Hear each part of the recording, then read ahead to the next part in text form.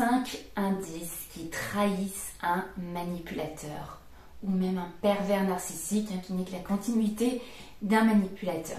Bonjour à toutes et à tous et bienvenue sur ma chaîne Esther Valentin, votre coach spécialisé en vie sentimentale. Et justement aujourd'hui, je vais vous parler de comment on peut peut-être repérer une personne qui va être extrêmement manipulatrice. On va avoir dans ces comportements-là, comme je vous l'ai dit en présentation, les pervers narcissiques, les profonds narcissiques, les manipulateurs, bref, vous allez comprendre les personnes en tout cas auprès desquelles vous n'allez jamais pouvoir vous épanouir. Parce que ces personnes sont incapables de fournir ce bonheur, ces personnes sont incapables de donner. Mais, il y a un mais. On ne va pas le voir tout de suite. C'est très léger, c'est très vicieux. La manière de fonctionner, comme je vous l'ai expliqué dans beaucoup de vidéos, fait que au premier abord, on va s'accrocher, même possiblement très fort. Donc le but de cette vidéo, c'est vraiment de vous parler plus en profondeur de là où il faut rester vigilant, là où justement les choses peuvent sembler un peu trop bien, trop parfait. Et en fait, quand vous avez ce doute, de regarder un peu plus profondément et de vous dire, tiens, je les connais là, les quelques indices révélateurs de son comportement. Je me méfie. Et je vais même essayer de tester pour être sûre de moi. Mais surtout pas avancer avec des œillères en se disant, ah si, je fonce tout droit. Ah, il y a des trucs qui me mettent dans le doute, mais je ne peux pas m'en rendre compte. Non. On a le droit de profiter dans la vie.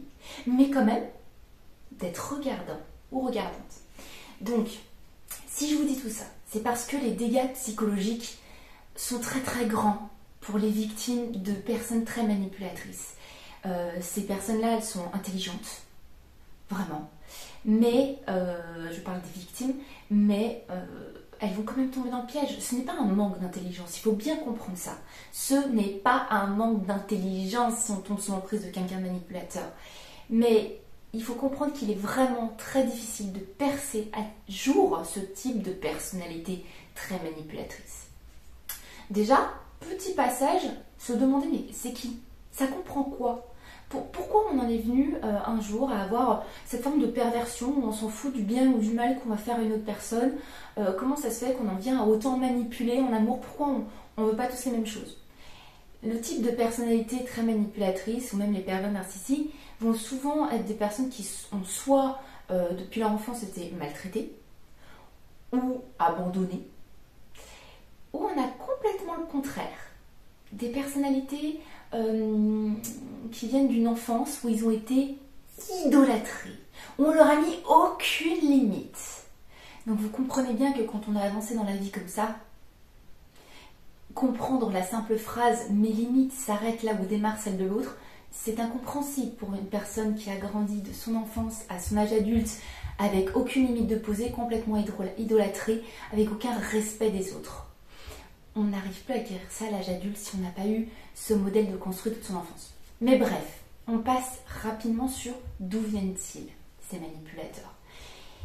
Je voulais vous mettre un petit panneau attention pour mieux vous expliquer pourquoi je vous ai dit que ce n'est pas parce qu'on n'est pas intelligent qu'on se fait piéger. C'est parce que ce sont des grands acteurs. Les grands manipulateurs sont aussi des très grands acteurs. En fait, il faut comprendre qu'ils arrivent, ils enveloppent comme ça leur victime. Vraiment, ils vont la faire se sentir extrêmement bien. Ça va sembler douillet, ça va sembler beau comme on n'a jamais connu avant.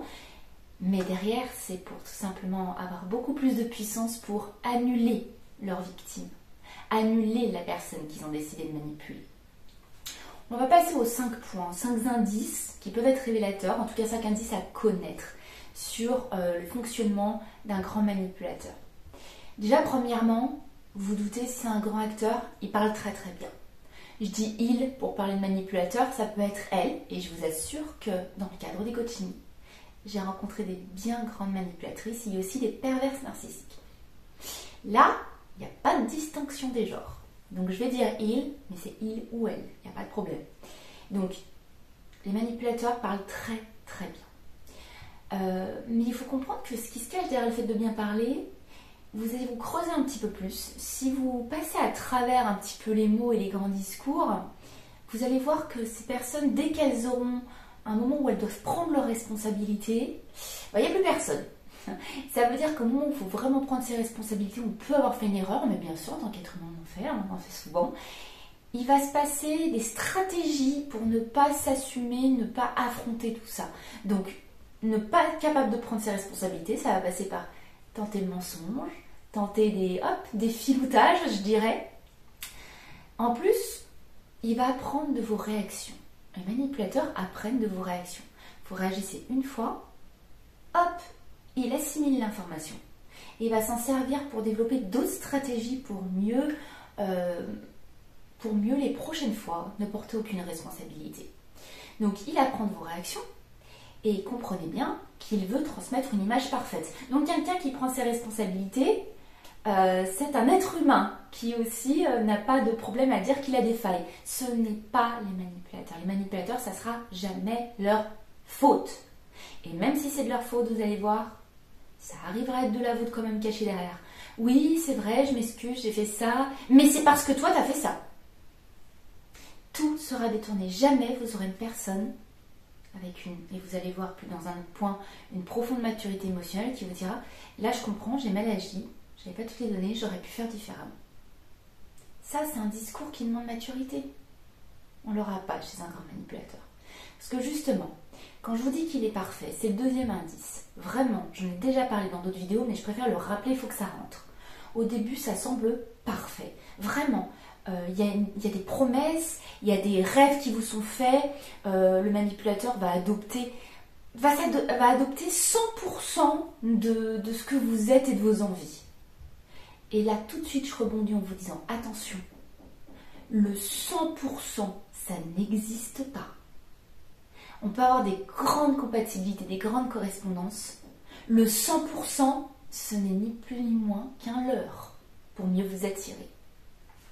Donc le troisième indice, ça va être aussi qu'il se sent supérieur. Les personnalités très manipulatrices, pour en arriver là, il faut bien comprendre que tout leur est dû. Ils ne peuvent pas faire autrement. Donc, c'est vraiment des personnes qui pensent que par rapport au monde entier, ils sont supérieurs, ils méritent tout ça, ils doivent avoir tout ça. Ce que ça cache, c'est qu'en fait, les personnes qui ont besoin de manipuler, ou même les pervers narcissiques, pour les pires extrêmes, ça va être dans tous les cas des personnes qui vont avoir vraiment un manque d'estime d'eux-mêmes. Il y a une faible estime de soi qui se cache derrière. Ça vous sera jamais dit. Non, alors ça, jamais. Mais c'est ce que ça cache réellement si la personne choisissait de faire un travail pour s'améliorer. Donc ça cache une faible estime de soi. Mais les manipulateurs vont projeter une image complètement différente. Ah ben non, vous vous souvenez, faut pas laisser montrer ses faiblesses, hein. Non, faut avoir une image parfaite. Donc vous allez avoir des personnes qui vont vous traiter peut-être d'une manière un petit peu vicieuse dans la relation de couple, qui vont vous faire des petits commentaires, mais si vous allez vouloir en parler autour de vous, vous allez avoir toutes les personnes qui vont vous dire « Ah mais non, mais il est génial, il est toujours super gentil, toujours souriant, alors que vous, il vous traite d'idiote, d'imbécile, de nul, que vous avez qu'à crever. » Bon, c'est un stade un petit peu plus avancé, ça, vous ne le verrez pas tout de suite en début de relation. Et ce que je vous dis, vous imaginez bien que ce sont des exemples réels. Ce n'est pas moi qui les invente, ce sont des reports de certains de mes coachés qui me partagent ça pendant les coachings. Donc ça va être extrêmement dur, mais justement, vous êtes là pour réaliser que les indices, c'est que cette personne veut toujours avoir une image parfaite. Toujours. Et vous allez avoir du mal à entendre chez les autres que cette personne n'est pas parfaite. Donc attention aux personnes qui font très très attention à leur image, qui ont besoin de projeter une image parfaite. Et dès que vous allez voir qu'avec vous, il y a un petit changement, il y a un petit peu moins besoin de perfection, prenez du recul, faites ce comparatif entre comment elle se comporte avec les autres, comment elle se comporte avec vous. Et voyez que dès qu'il y a un décalage, attention, c'est mauvais signe. Le quatrième indice, ça va être l'égocentrisme qu'on va retrouver. Ça va avec tout le reste. Vous allez voir, c'est une suite logique en fait. Donc quand je vous dis l'égocentrisme, c'est parce que, je vous l'ai dit tout à l'heure, le manipulateur est complètement immature émotionnellement. C'est une forme d'immaturité que de répondre uniquement à ses besoins sans pouvoir prendre en compte l'autre être humain. C'est complètement immature. On parle de quotient émotionnel. Le quotient est très bas. Il y a une grosse forme d'immaturité émotionnelle donc. Mais, comme je vous dis, ce qui se cache derrière, c'est que le manipulateur va penser que en fait, tout tourne autour de lui et tout lui est dû. Finalement, son attitude et son fonctionnement ne va être que le découlé de tout ça. Donc il va vraiment penser que tout tourne autour de lui et vous allez vite remarquer que la relation avec cette personne est inégale. Et qui dit inégale va dire aussi épuisante.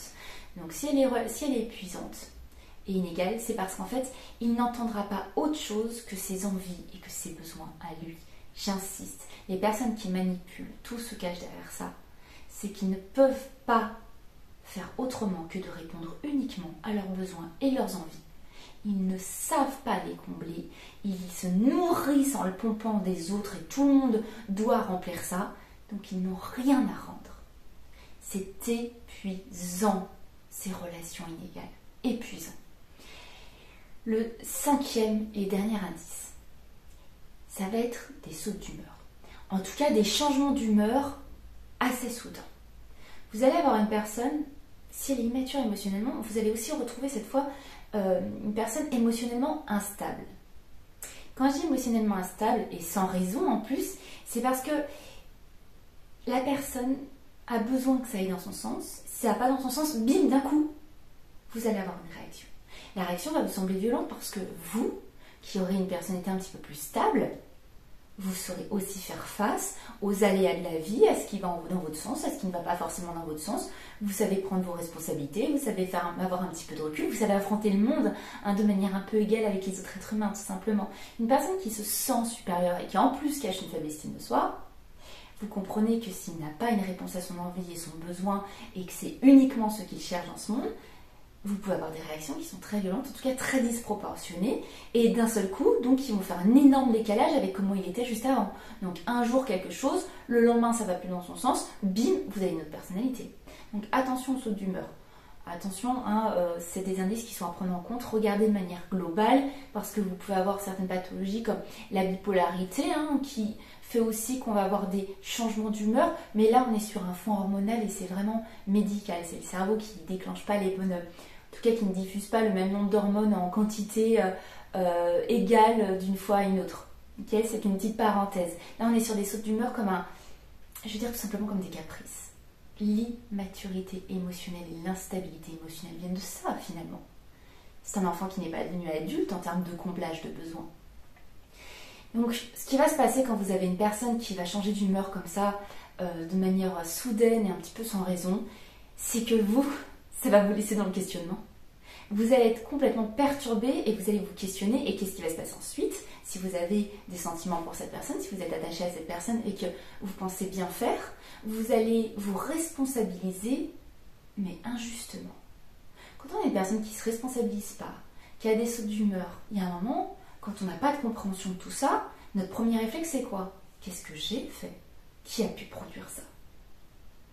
Et là, on va commencer le processus où vous allez vous-même vous victimiser encore plus et vous rabaisser votre estime de vous, votre confiance en vous, vous remettre en question continuellement. Et se remettre en question continuellement, ça nous annule. Se remettre en question, c'est bien. Mais quand on le fait injustement, constamment et qu'on se porte des responsabilités injustes, on s'écrase, en fait. Donc, le but de tous ces indices, c'est de regarder vraiment qui vous avez en face de vous. L'amour, ce n'est pas être aveugle. L'amour, c'est, avec de la raison, d'être capable de dire « je vois comment fonctionne cette personne. Et j'aime comment elle fonctionne. Et ça me semble juste envers moi. Je mérite qu'on me traite aussi bien. Ou je ne mérite pas qu'on me traite de cette manière. Peu importe les sentiments et l'amour. Pour être juste envers soi-même, il n'y a pas de secret. La justesse envers soi, c'est penser à ce qu'on a le droit d'avoir, c'est penser quelle valeur je m'attribue, c'est penser qu'est-ce que je mérite. Et ça, c'est quoi qui se cache derrière? C'est l'estime de soi.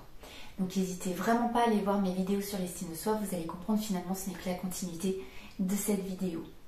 Donc j'espère vraiment que tous ces indices révélateurs, toutes ces explications sur les types de personnalités très manipulatrices et leur fonctionnement dans les relations, ça vous a été utile. En tout cas, ça vous a plu. Si c'est le cas, je vous le dis à chaque fois, mais n'hésitez pas à liker la vidéo, ça me fait toujours très plaisir, à mettre un petit commentaire. Ça fait vivre cette chaîne, ça me donne aussi envie de répondre, évidemment. Et puis, vous savez très bien que je vous retrouve très très vite pour une prochaine vidéo parce que je vous lâche pas. Donc à très très vite. Bye bye.